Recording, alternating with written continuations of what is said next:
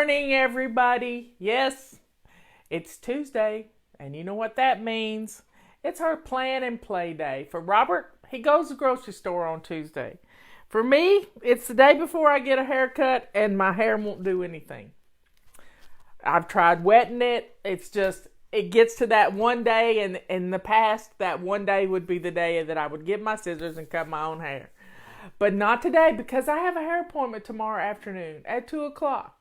So our 3 o'clock tea time may not happen until about 4 o'clock. So bear with me tomorrow, but we will do it. Today, I want to talk about my body clutter journey. I'm just going to be real honest with you. I've had 2 days where I've increased my calorie count or carb count to kind of play with my body, but nothing worked. I've been kind of at a plateau since the very first week.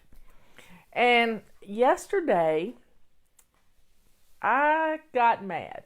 I'm going to be honest. I got mad. Not at me, but I got mad at a company.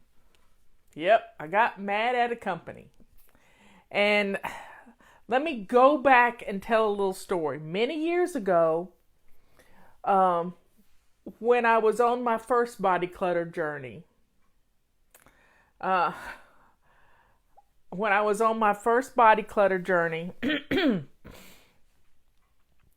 didn't know what was going on. I mean, I'll be honest, I didn't have a clue.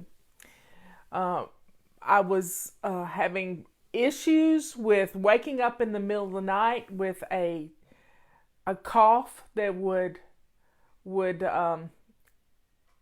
let's just say the cough would send me into a gag reflex. I would cough so much that my vocal cords would seize up and I would end up in the floor, passed out. And a lot of it may have been adrenaline issues. I didn't know about the adrenaline back then.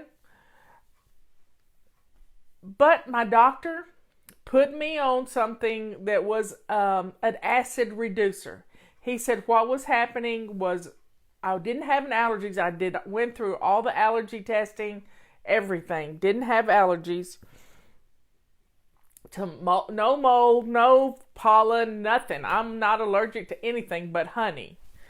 And we did all these allergy tests, and the doctor at the allergy clinic taught me that I could stop my cough. I could do it simply by changing the way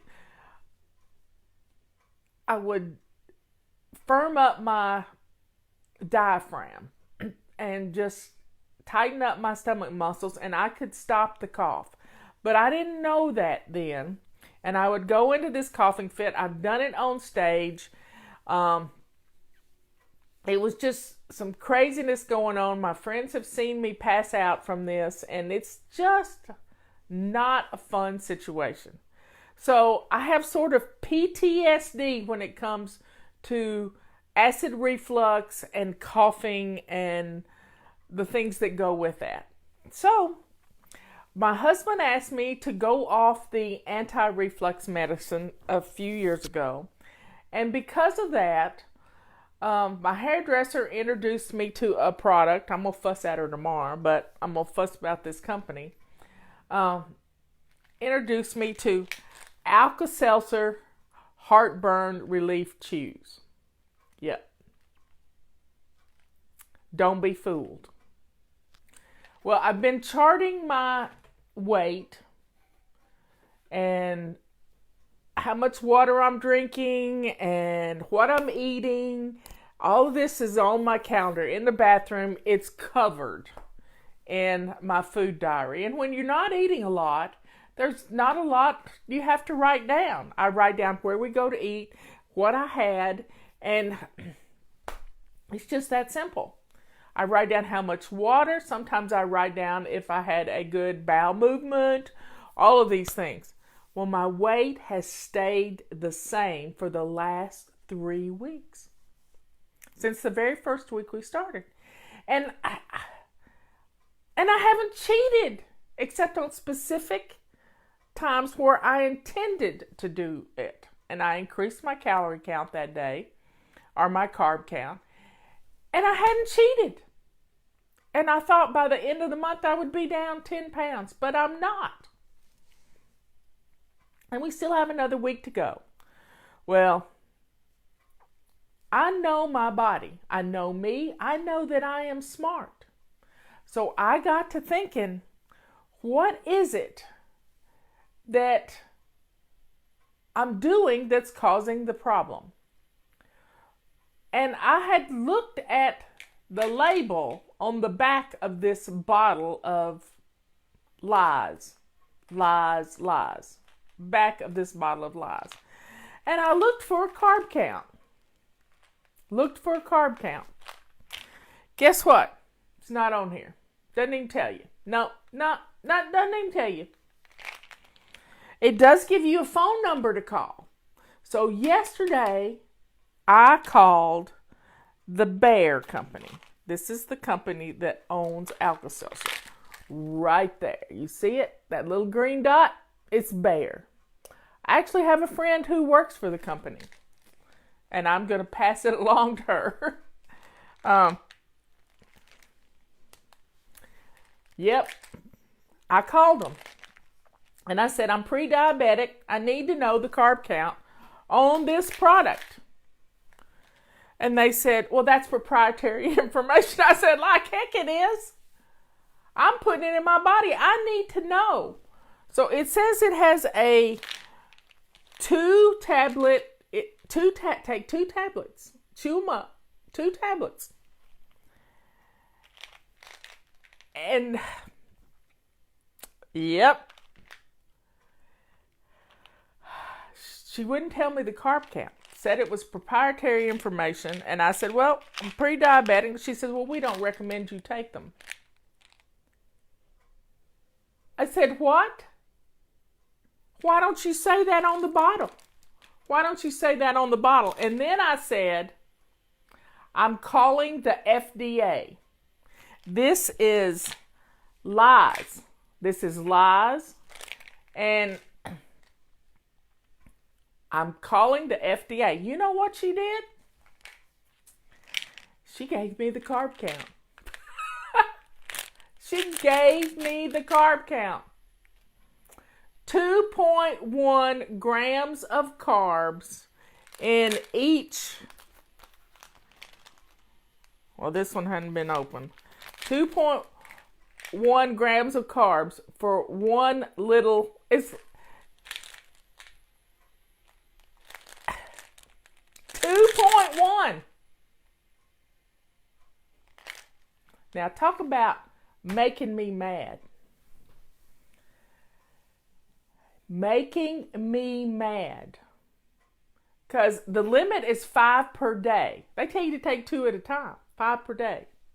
That's 10.5 grams of carbs when I'm barely eating 10 grams of carbs anyway. I mean, I've been good. I think I will, Melinda, still call the FDA or write them a letter or something, or go on their website and post something. The carb count needs to be on here for people who are diabetic, for people who are being fooled by this product. This product. Yes, sugar. There's 4 grams of carbs in a teaspoon of sugar. This was a half a teaspoon of sugar. If you have 2 of them, it's a full teaspoon of sugar. So, I'm not happy. And I was looking at everything, trying to figure out, what am I doing wrong? What am I doing wrong? Because I know from the book, Why We Get Fat, that when my insulin comes out, everything that I've eaten gets stored as fat. I'm not into ketosis. I I can tell when my body goes into ketosis. I can tell. So yesterday I limited myself to one of them. One. Right before bed. And I think I'm going to throw them all out today. I'm so mad. Now, I call it being stubborn because I know I'm right. I know I've done everything the way I've done in the past. I know that something isn't right here. And call it being stubborn. I don't care. It's a word. And my stubbornness is an asset for me because I'm not going to sit by and beat myself up because some company wants to lie to us. And omission is lying. Omission is lying. So, I'm going to look at Tums, and I've done this in the past. I break a Tums into 4 pieces, so I have 1/4 of a Tum. And it works just fine. And I'm going to throw all of these away. Throw them all away. Just throw them away. And never buy them again. Ever. But my stubbornness and belief in myself brought me to this conclusion. Yep. And I pride myself in being stubborn. As a kid, it was let's just say, it was not a characteristic that my family enjoyed with me. As an adult, you know, my determination, my sister says I should call it determination, which it is, and it's a form of perfectionism. But sometimes you have to believe in yourself. You can't allow others to put you down and lie to you when you know deep down in your heart something's wrong.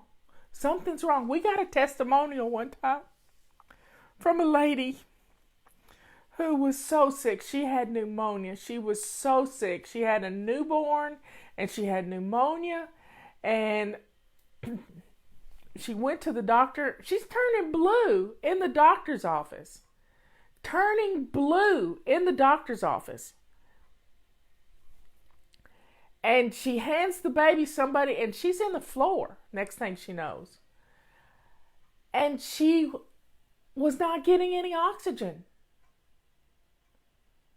But her stubbornness, her determination to want to live. I want to live. I want to lose weight. I want to be healthy.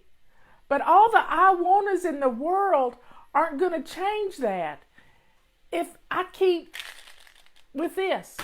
So, this has been a drug of choice. And I'm dumping it. Cold turkey. So please, don't trust yourself. Trust your gut. Trust who you are. Let your perfectionism, whatever you want to call it, determination, stubbornness, I've printed out a great big list of different words, but they've not ever been assets for us. But you know, I think they are. Robert fell in love with me because of my stubbornness. Yes, he fell in love with me because of it. I took a vacuum cleaner apart. Vacuum cleaner didn't work. I was going to figure out why it didn't work. It's the investigator in me. I don't know what it is, but I do know I can't take Pepsi either. No, I don't like the taste. But I think here's what I'm going to say. I'm going to pray that I don't need this crap anymore. I'm going to pray to be healed from acid reflux. And my fear, it's more the fear of acid reflux than it is the actual reflux. It's more the fear. So,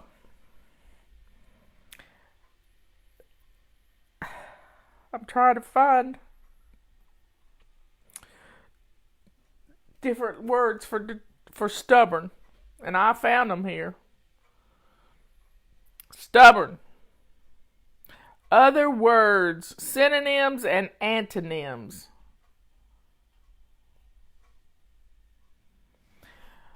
Obstinate. Yep, I'm obstinate. I'll take that. Bullheaded. Yep, I'll own that one too. Dogged. Hard, hardened, hard-headed. Yes, I'm hard-headed. Immovable. Inconvincible. Inflexible. Mulish. You just have to laugh at these. But the antonyms, which is the opposite, are acquiescent, agreeable, amenable, compliant, complying, flexible, palliable, relenting, yielding. I'm not going to give up. That's all means give up to me. I'm not going to give up. I'm going to write this new book, and I'm going to blow this stuff out of the water with my new book, mine and Leanne's new book. This is a lie. This is a lie. They don't label it correctly. Don't know how they get away with it. Don't know. Don't know how they get away from it. But guess what? My determination, my stubbornness, all of it got me to the realization that these people were lying to me. Yes, they were lying to me.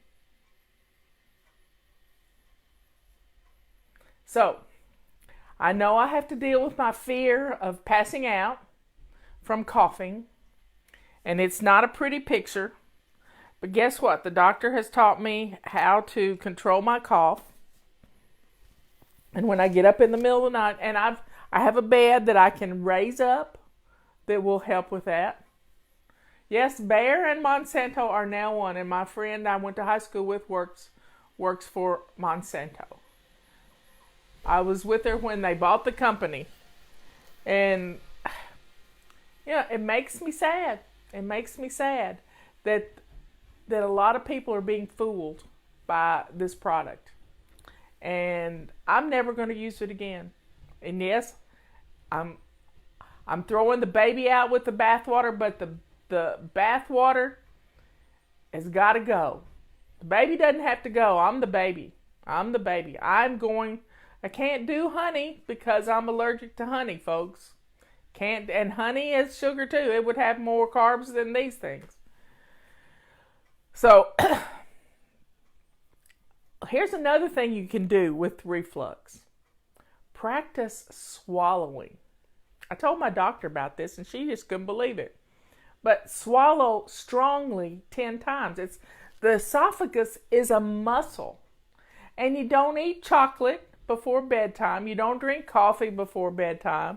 Because all of these open up the... pardon me. All of these open up the little valve at the base of your esophagus that lets reflux go back up into your esophagus. And that's what causes your throat to burn. It gives you heartburn. Now, I learned something else in my research.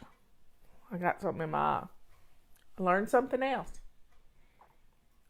If you go to bed and you lay on your left side, so you go to bed and you start laying on your left side, all the stomach acid pours into your esophagus.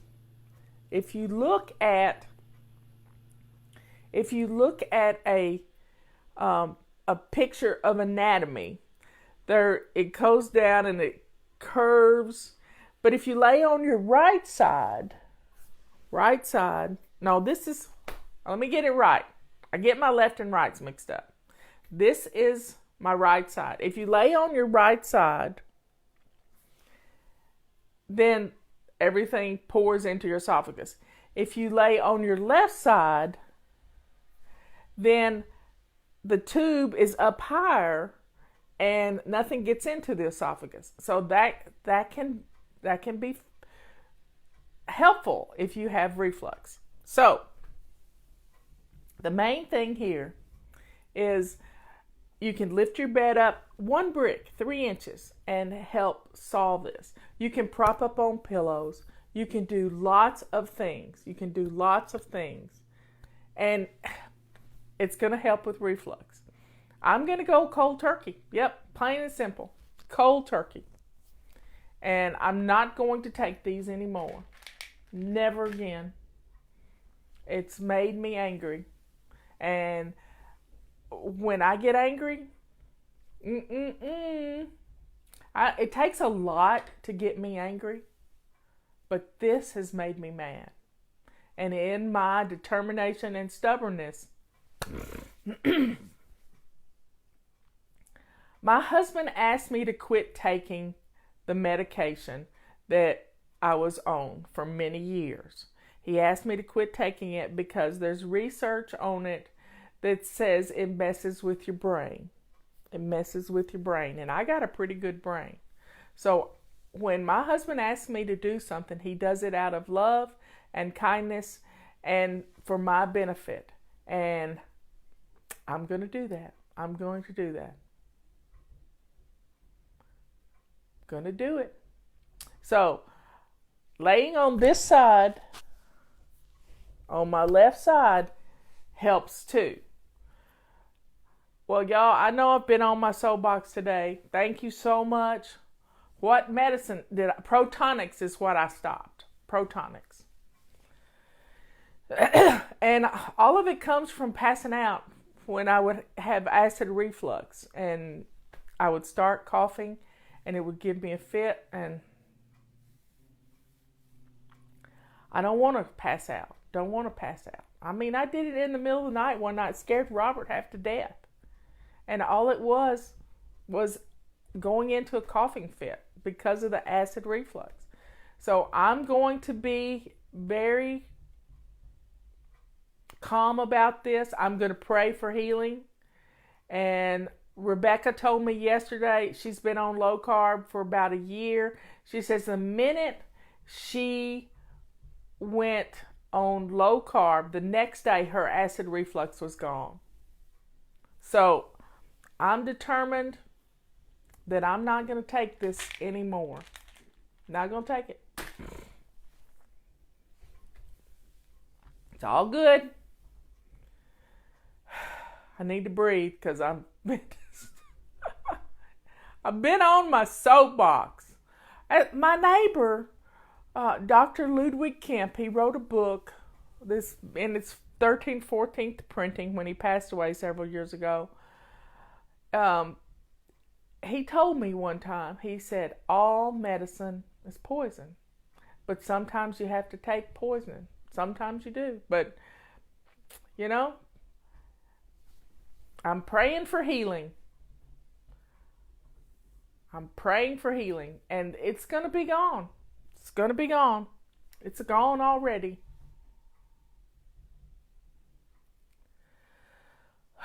I love you all. I will see you at 3 o'clock. And everybody, purple rags are on a BOGO. So you put 1 pack in your cart. We'll send you 2. Get your calendars. Yippee skippy, get your calendars. Because August will be here before we know it. And I'm already booking things into the next year. So get your calendars. And you can use the 20% discount using coupon code BOOGIE105. BOOGIE105. So I love you all. I will talk to you later at 3 o'clock. Bring tea.